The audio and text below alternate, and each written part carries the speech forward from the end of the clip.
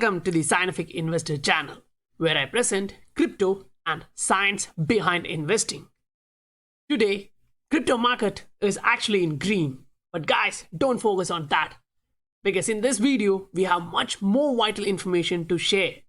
Now, I'm going to lay out the case for sky high price per XRP based on published research data on international platforms. You know, all the research databases.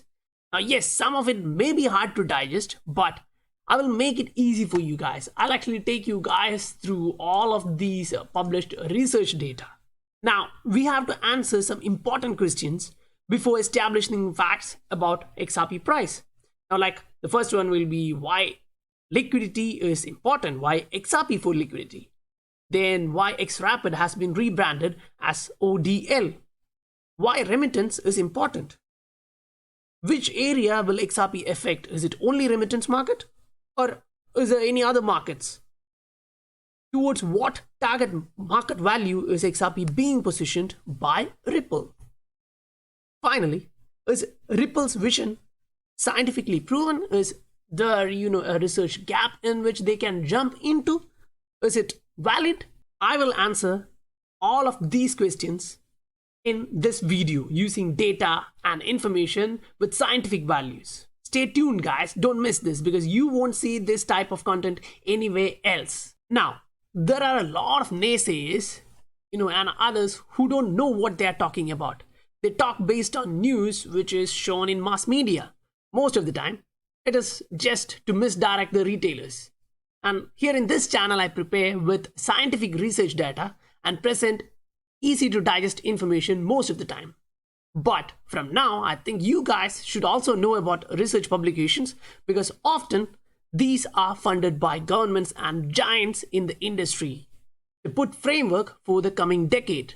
Now, it's not only them who needs preparation to position their portfolio, right?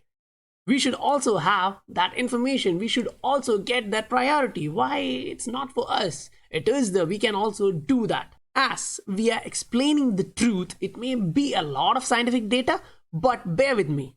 This time you spent here is going to be much more beneficial. Now, trying to answer the first question, why liquidity is important, why you should care about that terminology, I'll present this to you. Liquidity management, real-time nostro. Now, what you have to think is when they are talking about this nostro-vostro account, you should really understand when these giants are doing transaction, they pre-fund their account, blah, blah, blah. We all know that. But SWIFT itself says 35% of the cost of international payments and transaction is related to nostro, vostro, reconciliation, and liquidity, including the opportunity cost related to the trapped liquidity. Now, most of the others from other communities just say there is no dormant capital as Brad Garlinghouse states. Now, yeah, the terminology used by them may be a bit different, trapped liquidity, but what difference does this make? In practical life, in the ground, it's the same. The effect is the same. Money is being laid dormant. It's not being used, right? So it's the same. Now, liquidity management using nostro, vostro traditional thing is moving its way for real-time solutions. Current system need to be preferred. They need to execute transaction without friction.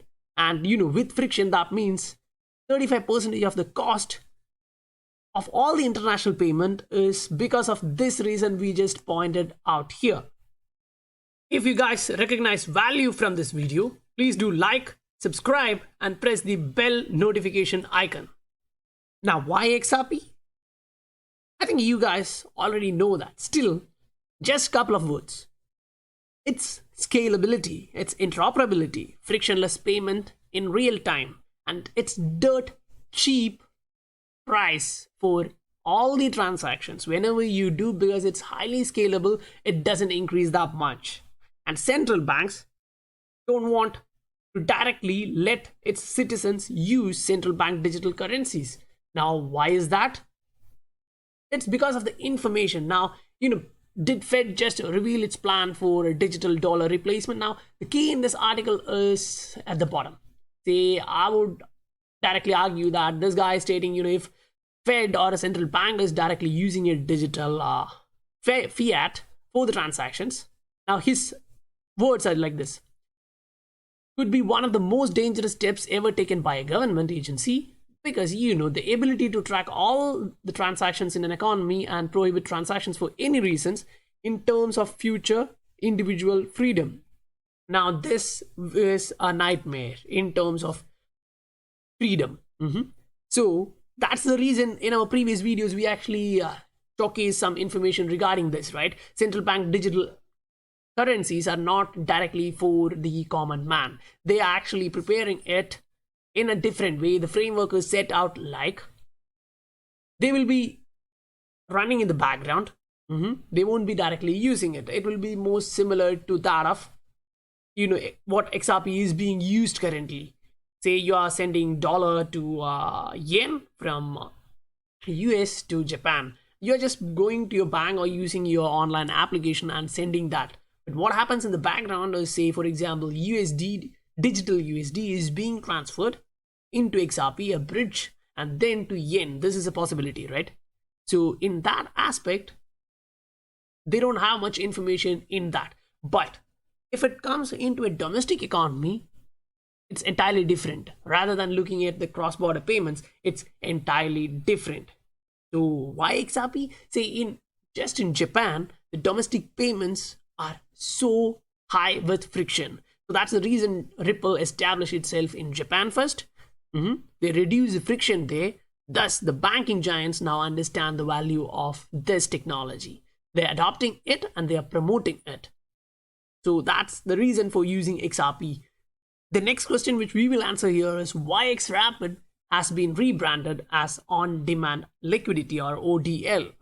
Now, because the term crypto was feeling like a bad thing for regulators and central bankers, they just changed the name, so it's better for regulators, central banks and leaders to understand this way. That is the main thing for that. Now they feel a bit more comfortable in that. That's all about it. Now next one is why remittance market is important. Now if we actually look at remittance market, this is the report from World Bank. A research data from World Bank shows that in 2004 you can see 100 billion has been remitted to the developing countries. Now yes, it's back in 2004. In 2004 $100 billion has been transferred. Now if you actually jump to the next one, you can actually see India, highest recipient of remittance at around 80 billion US dollars in 2018. Now if you look at that, it's followed by China 67 billion USD, Mexico 36 billion USD, Egypt 29 billion USD. Now you know why Ripple tapped into India, Mexico and Egypt. Yes, in India they still need green light from the regulators to use on-demand liquidity in full steam. I completely agree with that.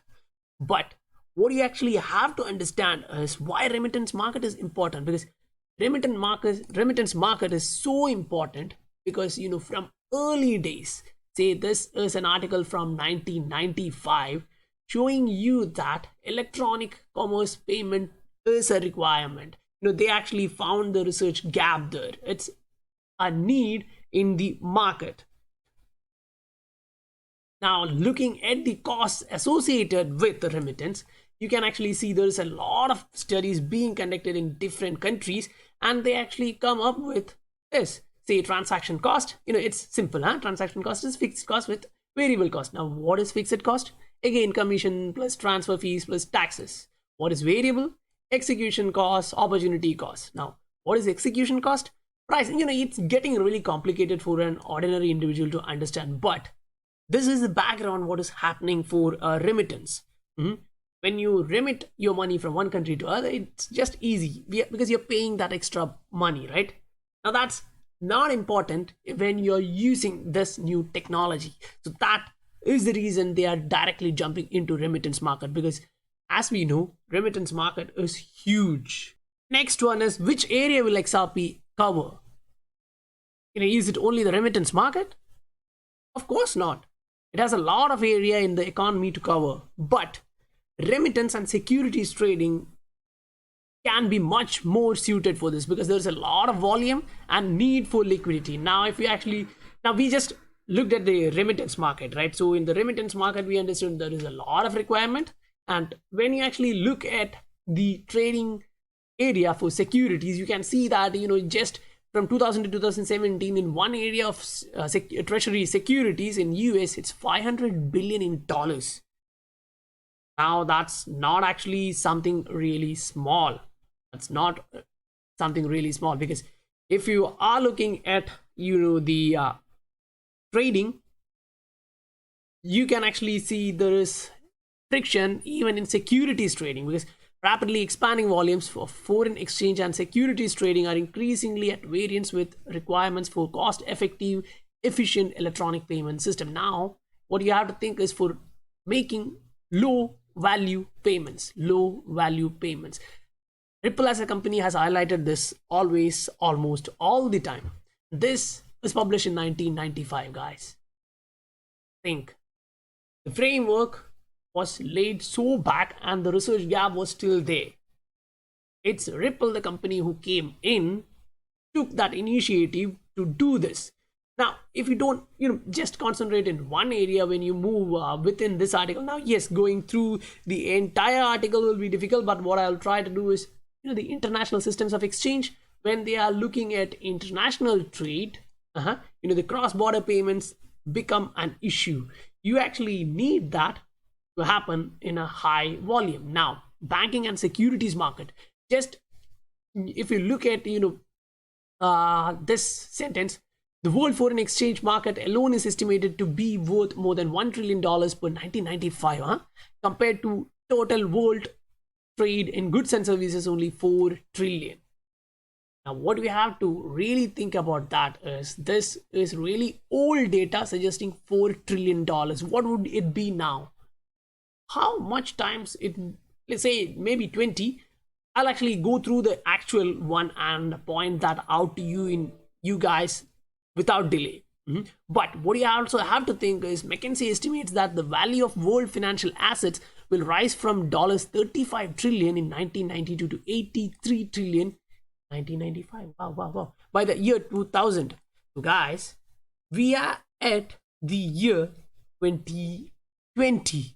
So what is the value of the financial assets in the world? Now it's 294 trillion market of global financial assets in 2015. Now yes, it's not in 2020 but in 2015. But if you look that, compare that with 2000, that was estimated to be 83 trillion, and now it's way near $300 trillion. So do you still think it's a small market? No, it's a giant market to play around. Now, what target value is XRP being positioned for? I strongly believe that they don't even know, because as adoption grows, you see markets like remittance, securities, just the banking sector, it will actually increase in value without, no one can actually predict that. Yes, you can do the probability test by estimating the total financial assets, how it looks like, or just the securities in one area, or looking at how it can change the global settlement network, just the settlement network, not the entire banking sector. So if you look, you can actually see that, the bilateral relationships, all the current requirements for funding like nostro accounts and all. Now this will actually reduce, as this technology reduce all this risk, you can actually count in the entire for settlements, and then look at the bank's liquidity buffer. When you actually go through the requirement for banks to control their risk, they need to have liquidity buffers. So in that, they should actually be able to forecast their cash flow and arrange the funds in that manner. Now, say when they have high nostro vostro dormant funds, it's really hard for them to do that. Whereas if they have something like this, which reduces that friction, they can use that market, that amount from the nostro vostro accounts, and take it back to their home country, say for example the headquarters of that organization, and then implement valuable strategies for that. Now finally, is Ripple's vision scientifically stable? Damn yes, the gap in the market was highlighted 25 years ago, as you can see, and now they have positioned themselves to cover that. If you actually look at this, the payments and settlement systems everywhere, not only for just the remittance market, but covering all type of low value payments, high frequency payment, high value payment, they can actually stand on that. Guys, you are standing on a rock hard foundation with Ripple and XRP. So what you have to think more in this is, when you're looking at these kind of data and you are getting more information, say for example in our previous video we actually showed an insight report from Ripple, the company, showing that they are looking to make XRP the world's reserve currency. Now you can see what has been already done in the background. These are not small type of news agencies putting out information just working half an hour. These are literatures, research publications coming out after getting reviewed for 6 months, 1 year, depends upon which journal it gets published, but it has a lot of effort behind that. And if you look, most of them are being supported by the government or giant organizations. So guys, I really want you guys to understand all these things, but there are a lot of naysayers who don't understand anything. And even if we try to help them with all these research, I spent a lot of time today basically to get all of these research data from different databases, like say for example Web of Science and all. It was really hard, but still they won't appreciate that. Instead they will just directly come to your account, bash in comments or dislike, whatever they like. Now yeah, it's completely up to them. It's their perspective. If they don't agree with this, yeah, it's okay for me. But guys, if you guys actually get value out of this video, please support the channel. Hit the like, subscribe and bell icon so that you guys will be notified with my future videos. I'll meet you guys on the next video. Bye for now.